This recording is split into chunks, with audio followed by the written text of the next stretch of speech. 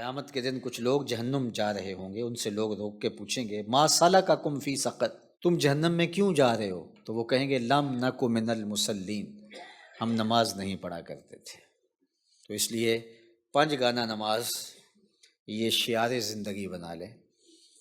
میرے بزرگوں سے کسی نے کہا کہ حضرت نماز پڑھنا چاہتا ہوں، کیا کروں، جاگ نہیں آتی۔ تو فرمانے لگے ارادہ پختہ ہو تو نیند نہیں آتی، عزم مصمم ہو۔ بلکہ آگے ایک بات فرماتے تھے کہ صبح سبزی منڈی جانا ہو تو جاگ آ جاتی ہے، صبح کچہریوں میں تاریخ ہو تو جاگ آ جاتی ہے، نماز کے لیے نہیں آتی۔ جج کے سامنے پیش ہونا ہو تو جاگ آ جاتی ہے، تمہیں رب کے سامنے پیش ہونے کے لیے جاگ نہیں آتی۔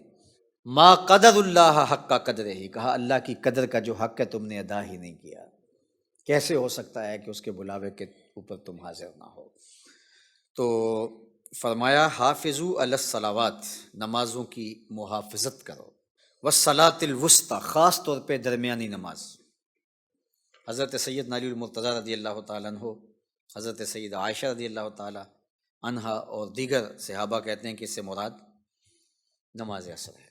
وقوموا للہ قانتین، اور اللہ کے حضور فرما بردار بن کے کھڑے ہو جاؤ، مطیع بن کے، عاجز اس کے حضور، انکساری کے پیکر بن کے، حکم کو بجا لانے کے لیے، تعمیل ارشاد کے لیے اس کے حضور تم کھڑے ہو جاؤ۔ اور اگر پانی نہیں ہے تو تیمم کر لو، کھڑے ہو کے نہیں پڑھتے بیٹھ کے پڑھ لو، بیٹھ کے نہیں پڑھ سکتے لیٹ کے پڑھ لو، اشارے سے پڑھ لو، لیکن ترک نہیں کر سکتے۔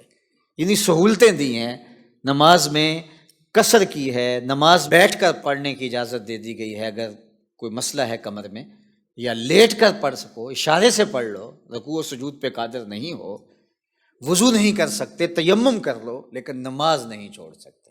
اللہ کا بلاوا ہے، اس کا حکم ہے، اور وہ 5 وقت ہمیں اپنے حضور بلا کے سجدہ ریزی کی تلقین کرتا ہے۔ تو جو شخص نماز ترک کرتا ہے گویا اس نے پورے دین کو ڈھا دیا ہے۔